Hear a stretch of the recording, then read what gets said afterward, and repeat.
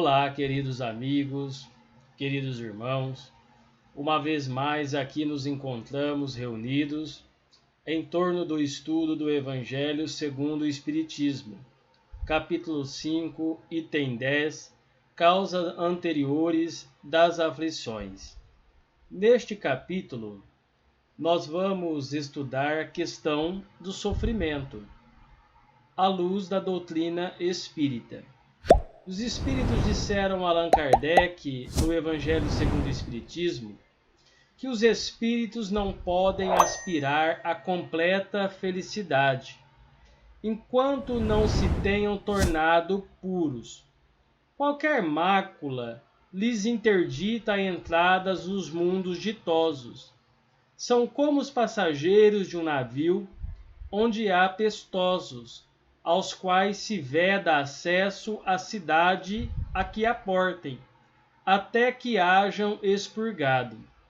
Mediante as diversas existências corpóreas, é que os espíritos vão expungindo pouco a pouco de suas imperfeições. Então nós aprendemos com a doutrina espírita que a felicidade completa ainda nós não podemos aspirar sobre a face da terra. Somente os espíritos puros que alcançaram a perfeição conseguem realmente viver intensa felicidade completa.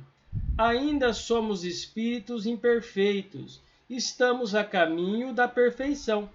Qualquer tipo de imperfeição interdita a gente a conquista da tão almejada e sonhada felicidade, até mesmo a adentrar mundos mais felizes do que a Terra, e adentrarmos também a uma região boa da vida espiritual, porque as nossas atitudes influenciam muito em nossos comportamentos.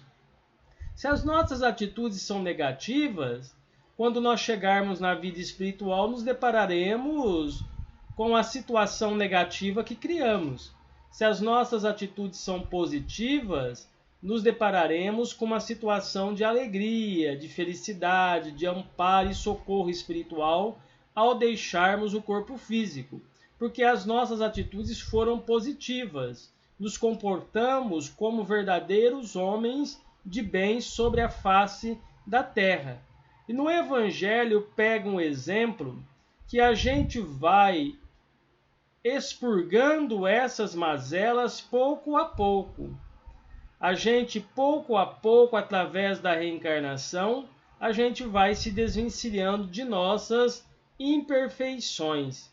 E pega também o exemplo de um navio, onde tem pessoas contaminadas, e essas pessoas só terão acesso à cidade depois que haverem obtido a cura de suas enfermidades, para que não crie mais situações de sofrimento dentro da cidade, espalhando enfermidade, a virose para muitas pessoas na cidade.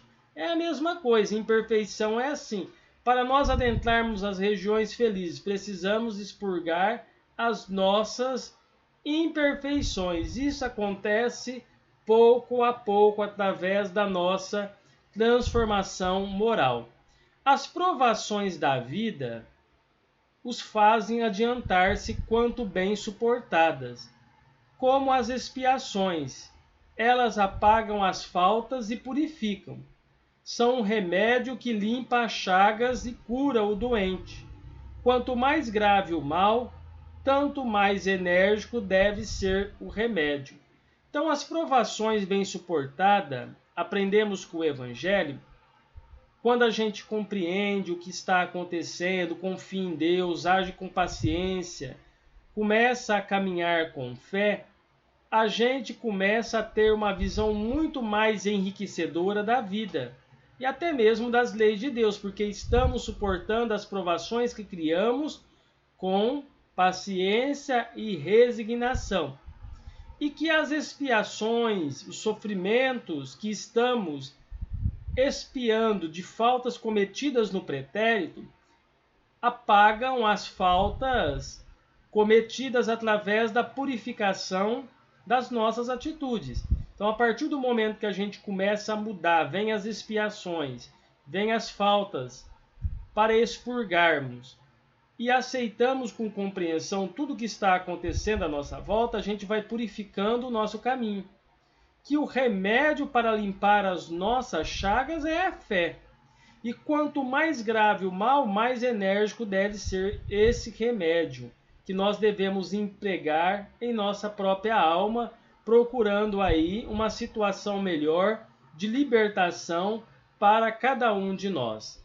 Aquele, pois, que muito sofre, deve reconhecer que muito tinha a expiar e deve regozijar-se à ideia da sua próxima cura.